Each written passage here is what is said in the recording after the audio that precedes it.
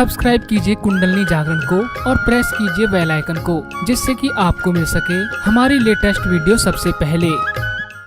आप सब लोगों को मिलकर के बड़ा आनंद आया और मुझे इसकी कल्पना भी नहीं थी कि इतने सहयोगी हैदराबाद में हो गए।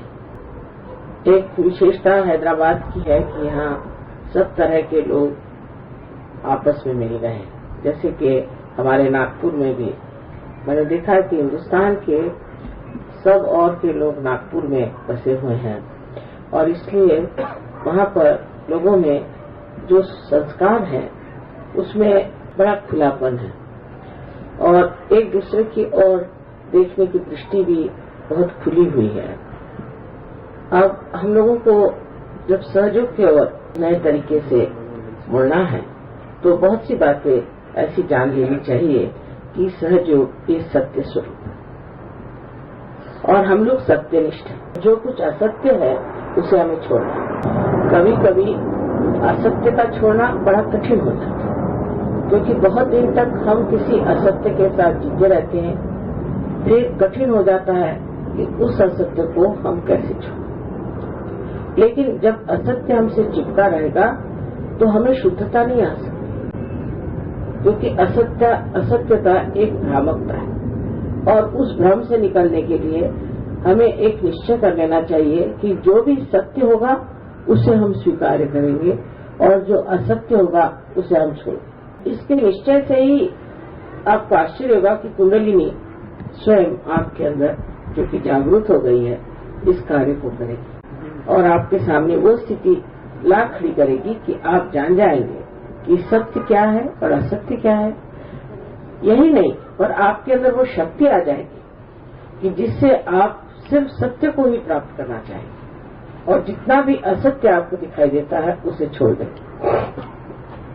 अब बहुत सी बातें जो सहयोग में बताई जाती हैं वो बहुत सोच समझ करके और आप लोगों के संस्कारों का विचार करके कि जिससे आप किसी तरह से दुखी न हो समझाई जा सकती है। लेकिन उस समझाए जाने में भी हो सकता है कि आप सोचें कि ये बात ठीक नहीं है, वो बात ठीक नहीं है। बहुत से शास्त्रों में जो बातें लिखी गई हैं वो अधिकतर सत्य है, पर कहीं कहीं ऐसा देखा जाता है कि बीच बीच में बहुत सी गलत धारणाएं भी भरती हैं और इन गलत धारणाओं की वजह से हम उसी को सत्य मान के चल रहे हैं। जैसे कि ज्ञानेश्वरी में ऐसा लिखा गया है कि जब कुंडलिनी का जागरण होता है तो आप हवा में उड़ने लग जाते हैं और आप पानी पे चलने लग जाते हैं और आपको बहुत सात समुद्र के दूर की बातें दिखाई देती हैं। अभी अशक्य है क्योंकि ज्ञानेश्वर जी एक संत थे, महान संत थे।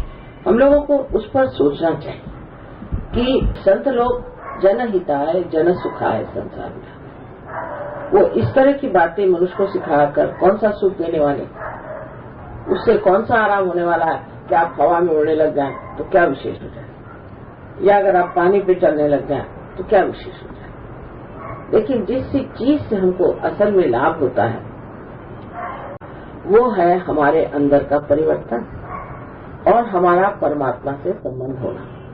पर उसी ज्ञानेश्वरी में लिखा गया है कि पसायदान यानी ये कि वो कहते हैं कि अब विश्व के जो आत्मा है, विश्वात्मक जो है, उन्होंने खुश होना चाहिए क्योंकि मैंने वाणी का यज्ञ किया है और अब आप ऐसा पसायदान दे, ऐसा चैतन्य दे जिससे सारे संसार में परिवर्तन आ जाए और सारी बात परिवर्तन की लंबी चौड़ी।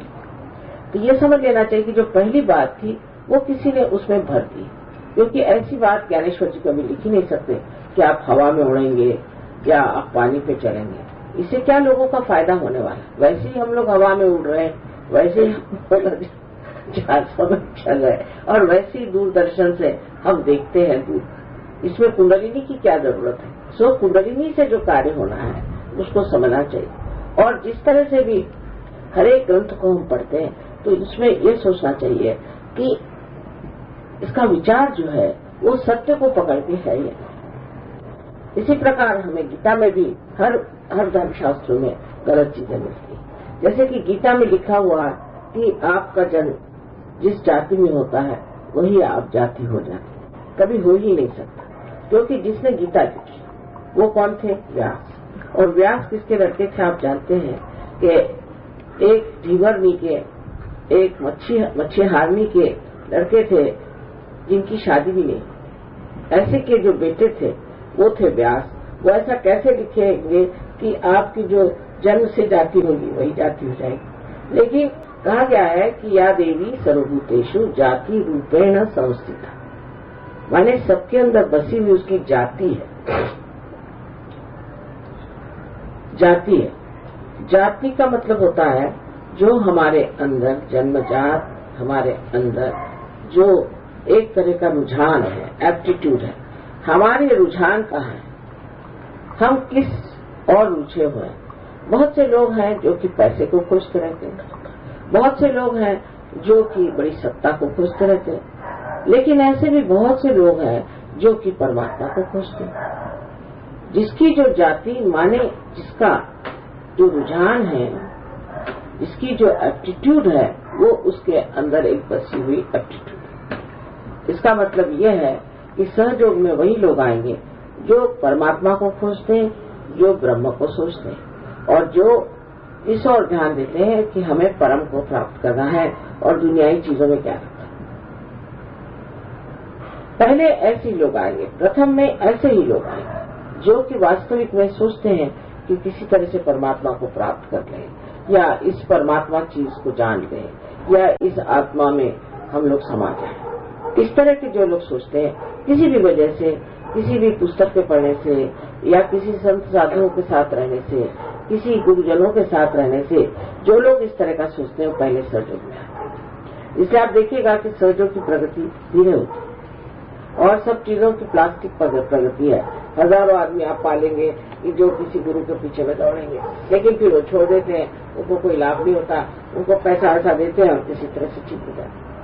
लेकिन हमको ये सोचना चाहिए कि जो सच्चाई होती है और जो जीवंत चीज होती है वो धीरे धीरे पनपते हैं, एकदम ज्यादा नहीं पनप सकते। आपको अगर एक वृक्ष में फूल लाने हैं तो पहले 1-2 फूल आते हैं, फिर 4-5 फूल आते हैं, फिर धीरे धीरे उसमें अनेक फूल आ जाते हैं। तो मनुष्य को ये जब सहयोग की ओर रुझान हो जाती है और वो सहयोग में आ जाता है तो उसको कभी कभी बड़ा दुख होता है और उसे लगता है कि आखिर इतने धीरे धीरे सहयोग क्यों बढ़ती है, सहयोग की प्रगति इतनी धीरे धीरे क्यों। लेकिन उसकी वजह अब आप समझ गए कि ये जीवंत चीज है और इस पे किसी पे जबरदस्ती हम नहीं कर सकते।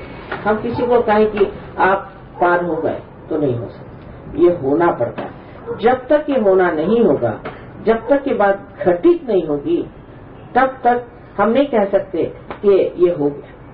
जैसे कि एक हमारे साथ देवी जी थी, वो गई अमेरिका, उनका लड़का आया होनोलुलु से, तो मुझे कहने लगे कि माँ इनको आप पार कराओ। मैंने कहा ये होते नहीं, मैं क्या करूँ, तुम करा दो पार।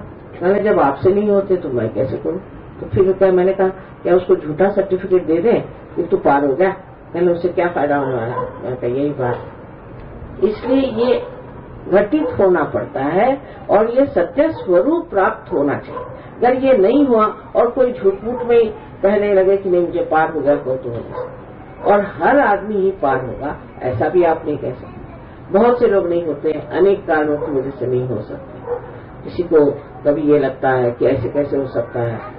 ज्यादातर लोगों में तो ये विचार आता है कि जब कभी हुआ नहीं उसके लिए इतनी तपस्या करनी पड़ती थी, हिमालय जाना पड़ता था, ये करना पड़ता था, तो अब हमें कैसे हो।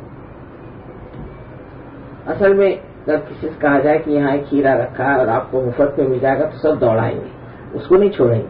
लेकिन अगर कहा जाए कि सहज में ही, सस्ते में ही, बगैर कुछ पैसे दिए हुए आपके कुंडली जागृत हो जाएगी तो विश्वास नहीं।